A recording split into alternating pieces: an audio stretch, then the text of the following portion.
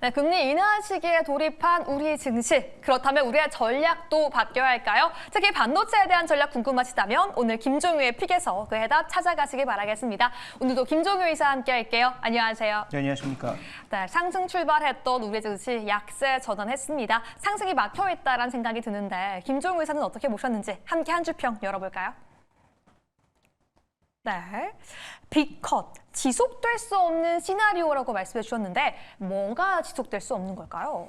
네, 일단 뭐 저는 개인적으로 이번엔 25bp를 하고 추이를 좀 더 보고 결정하지 않을까라고 생각했지만 선제적으로 빅컷을 했다라는 것은 뭐 뒤쪽에는 일단 좀 더 지표를 살펴보겠다라고 하는 그런 시그널이라고 이해를 하고 있습니다. 그래서 과거도 이제 역사를 되돌려 보면 너무 이제 길게 가지 말고 뭐 전전 정도였던 뭐 그린스펀 의장 정도 때부터 우리가 반출을 해보면 실제로 이렇게 급하게 금리를 내려서 증시를 끌어올렸던 적은 시스템 리스크가 발생해서 증시가 폭락하거나 경기가 정말 안 좋았을 때만 발생하는 그런 상황이거든요.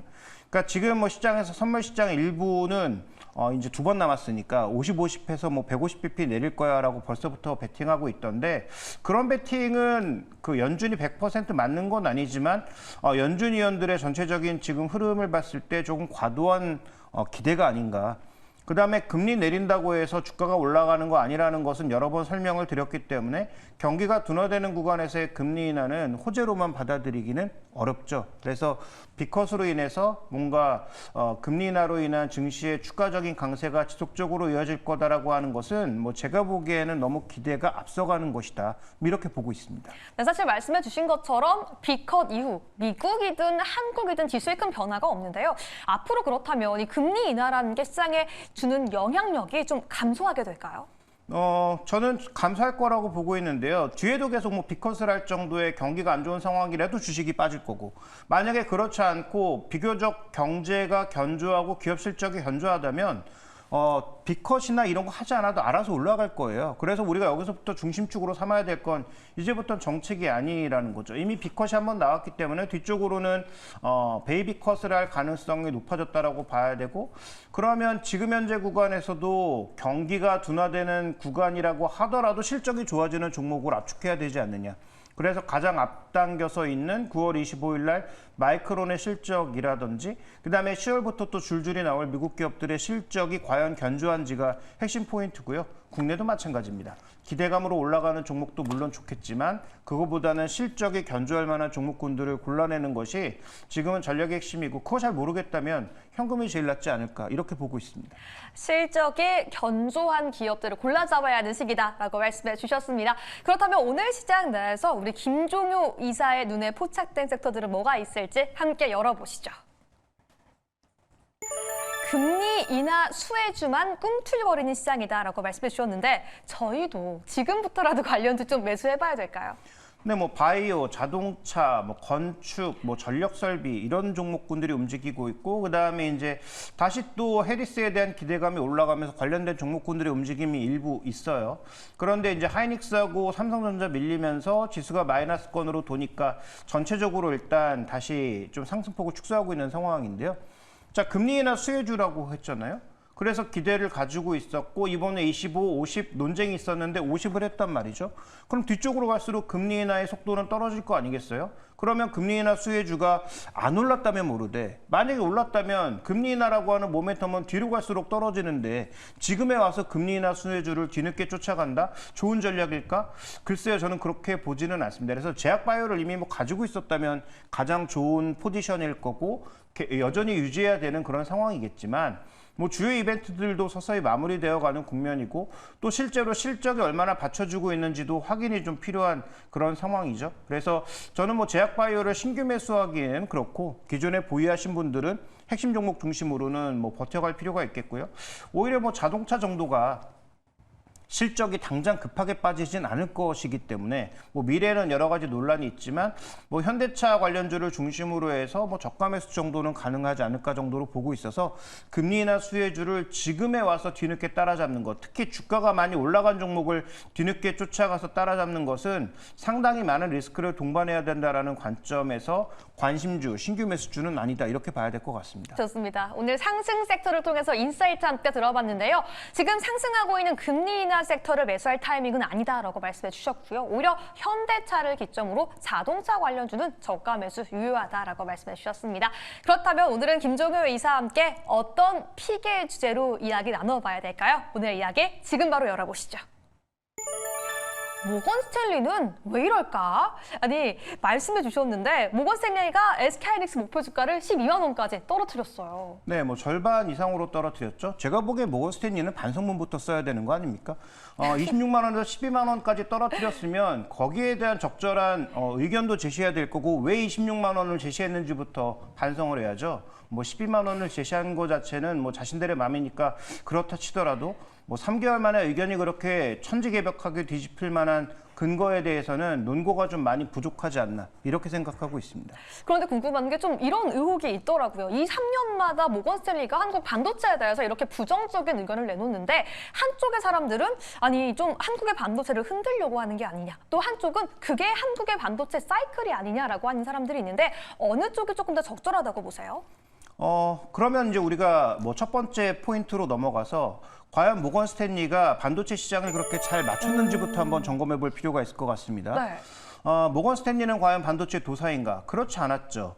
2020년 이후에 그 반도체에 대한 투자 의견을 밝힌 게 뭐 제가 정확하게는 기억하지 못하는데 한 1년에 한 두어 번 정도씩은 되니까 한 8번 정도는 될 겁니다. 그 내외일 거예요. 아마 적을 수도 있고 조금 많을 수도 있는데 실제로 이번 리포트를 보시면 가격을 절반으로 확 깎은 그런 부분도 있습니다만 오히려 이번 리포트보다 더 의미가 있었던 건 올해만 벌써 세 번째거든요. 올해 5월 달에 발표된 리포트 정도가 그러니까 아시아의 전체적으로 투자 의견을 낮춘 것 자체가 의미가 있었지 이번에는 별 의미가 없다라고 판단합니다. 일단 리포트 우리가 그 커버를 한번 볼까요? 네. 26만 원에서 12만 원까지 내린 그 전체적인 흐름을 우리가 명확하게 이해하기가 어렵다. 그래서 지금 뭐 디램 쪽이라든지 HBM도 뭐 공급 과잉 이런 얘기 나오고 있는 게 전부 논란거리거든요. 그러니까 이들이 맞다 틀리다를 떠나서 누구도 이제 확언할 수 없는 그런 부분들에 대해서 얘기하고 있고 다만 우리가 한 가지 뭐 긍정적으로 봤던 미주 보고서까지 종합해 보면 한 가지 알 수 있는 건 디램과 관련돼서는 좀 합의가 이루어지고 있는 것 같아요. 둔화되고 있다는 합의가 이루어지고 있는 것 같은데 모건 스탠리도 결국은 반추해 보면 2번 맞았다. 8번 중에 2021년에 제시했던 반도체 윈터 이즈 커밍이라고 했을 때 그때 이제 정확하게 맞았고 그다음에 올해 5월 달에 아시아테크에 대해서 전반적으로 부정적인 의견 정도가 맞았던 것이지 이미 주가가 이렇게 박살난 상황에서 추가적으로 자신들의 목표가를 절반으로 깎아내리는 것은 뭐 본인들의 어떤 평판을 깎아내리는 것이 아닐까 저는 뭐 그렇게 보고 있습니다. 네, 윈터 이즈 커밍 리포트의 제목이었는데요. 겨울이 다가오고 있다. 하지만 아직은 가을입니다. 그럼 가을인 현 시점에서 반도체 우리가 어떻게 대응해봐야 할지 두 번째 체크 포인트 함께 열어보도록 하시죠. 메모리는 부진하다라고 이야기해 줬는데요. 메모리에 대해서 수요 부진은 계속 이야기를 하고 있는 것 같아요. 수요 부진이 중요한 게 아니고 네. 이게 이제 공급 과잉으로 간다라는 거죠. 그다음에 공급 과잉 자체는 뭐 그럴 수 있는데 현재 구간에서는 SK 하이닉스가 주요 이제 디램의 메이커에서 HBM 쪽으로 집중하기 시작하면서 디램 쪽의 수급이 비었고 그게 이제 가격 상승으로 이어질 거다. 이 논리가 적용됐던 것인데 아까 언급드렸던 것처럼 대부분의 보고서에서 디램 쪽이 둔화될 것이라는 것에 대해서는 합의를 이루고 있는 것 같아요. 그러면 HBM은 어떨까를 우리가 살펴볼 필요가 있는 거죠. 이 답은 부진하다. 오케이. 그러면 HBM은 어떨 것이냐를 봐야 되는데 지금 엔비디아의 전반적인 출시 로드맵을 보면 굉장히 촘촘하게 지금 돼 있는 상황입니다. 그러면 HBM도 공급 과잉으로 가거나 무언가 빠진다라고 생각했을 때는 삼성전자가 지금 8단, 12단을 생각보다 빠르게 공급으로 밀어 넣으면서 전반적인 가격을 급하게 떨어뜨릴 수 있는 부분이 나타나야 되는데요.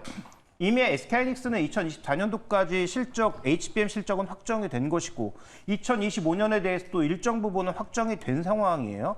그러면 가격 하락에 대한 그 충격은 삼성전자가 받는 것이지 하이닉스가 받는 건 아니란 말이죠. 그래서 전체적으로 봤을 때 HBM에서의 변동성은 적어도 1, 2분기까지 내년 1, 2분기 정도까지는 하이닉스는 HBM에서 크게 나타나진 않을 거다라고 봐야 될 것 같고요.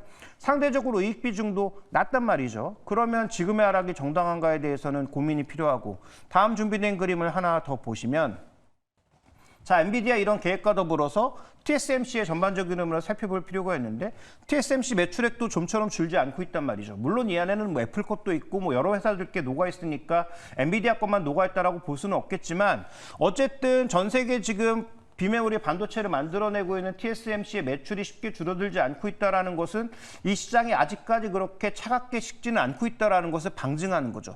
그러면 이게 좋아진다라는 표현은 할 수 없지만 그렇게 시장에서 우려하는 것처럼 빠르게 식을 것인가에 대해서도 저는 그렇지 않을 가능성이 높지 않나 이렇게 보고 있는 거죠. 결론적으로 보면 D램 쪽이 조금 식는다고 해서 HBM까지 빠르게 식는 것은 아니기 때문에 현재 너무 급한 주가 하락과 모건 스탠리가 제시하고 있는 공격적인 목표 주가 하향은 정당한가에 대해서는 저는 뭐 그렇지 않을 것 같다라고 말씀을 드리고 있습니다. 오히려 모건 스탠리가 제시한 목표 주가는 좀 너무 과도하다로 저희가 해석해 볼 수 있는 것 같은데 이렇게 저희가 TSMC 월별 매출액을 봤지만 TSMC는 8월에 최선호주로 등극을 했는데 삼성전자와 SK하이닉스 때리기에 나서고 있죠. 그럼 세 번째 체크 포인트 확인해 보면서 저희가 어떻게 결론 도출해 볼 수 있는지 알아보도록 하겠습니다.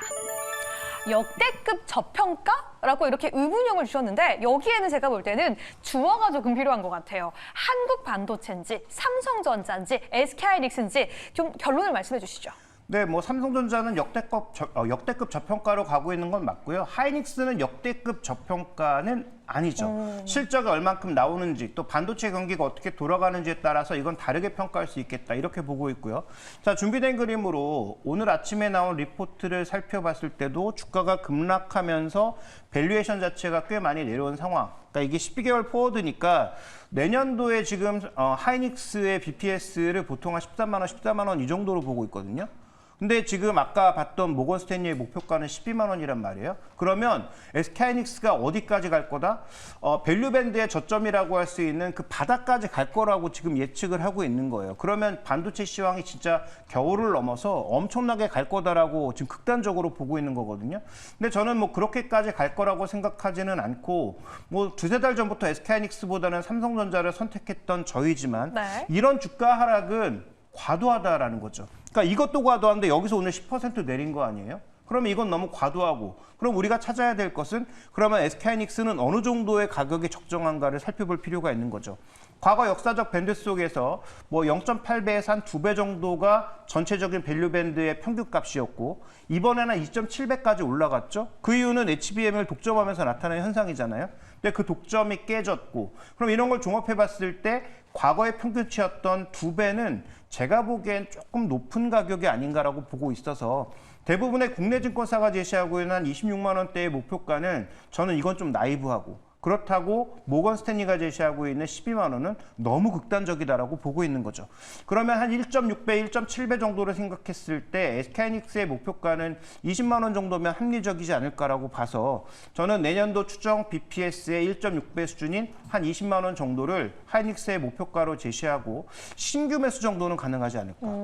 대신 여기서 핵심은 이미 비중을 많이 실으신 분들이 추가적으로 뭐 추격 매수를 한다든지 아래 바닥에서 잡아보겠다라고 물량을 늘리시는 것은 자제해야 되지만 반도체가 없고 하이닉스가 이렇게 주가가 급락해서 관심이 생기신 분들은 신규 매수 정도는 좀 가능하지 않을까라고 판단하고 있습니다. 좋습니다. 여기서 여러분들이 기억해야 할 포인트는요. 김종효의 픽, 김종효 이사의 타픽은 삼성전자, TSMC입니다. 그럼에도 불구하고 오늘 모건 스탠리의 SK하이닉스에 대한 목표가는 너무 과도했다. 그래서 김종효 이사는 목표가를 20만 원 제시해 주셨는데요. 신규 접근까지 가능하다라고 말씀해 주셨습니다. 그렇다면 SK하이닉스 지금 많이 과대 낙폭해서 걱정하고 있는 분들께 한마디 조언 제시해 주신다면요? 네, SK하이닉스가 적어도 HBM에서는 내년 한 상반기 정도까지는 가장 주도주일 경우가 맞고요. 네. 다만 여기에 이제 삼성전자가 들어오고 마이크론이 들어오기 시작하면서 그 독점에 깨졌다라는 것에서 전체적인 밸류에이션 밴드를 하향하는 것이지 이 기업의 실적이 대규모로 내려가면서 다시 좀 뭐 적자로 돌아설까, 다시 뭐 겨울이 온다 이렇게 오는 것은 제가 보기에 좀 과도한 해석이다라고 보고 있고요. 지금 모바일과 PC 쪽에 안 나온다라고 하는데 그것도 조금 더 지켜보시죠. 신제품들이 나오면서 나오는 그 추이를 좀 더 지켜볼 필요가 있겠다. 있습니다. 오히려 저는 11월 달 이후에 미국이 대통령이 결정되면 그 이유가 좀 더 우리가 나눠야 될 얘기가 많을 것 같다. 좀 이렇게 판단하고 있습니다. 좋습니다. 오늘 과도하게 하락하고 있는 SK하이닉스 함께 분석해 보면서 김종유 이사의 목표과 함께 투자 전략까지 세워봤습니다. 오늘 여러분들께 진심으로 도움되었기를 바라면서 김종유 이사 보내드리도록 하겠습니다. 감사합니다.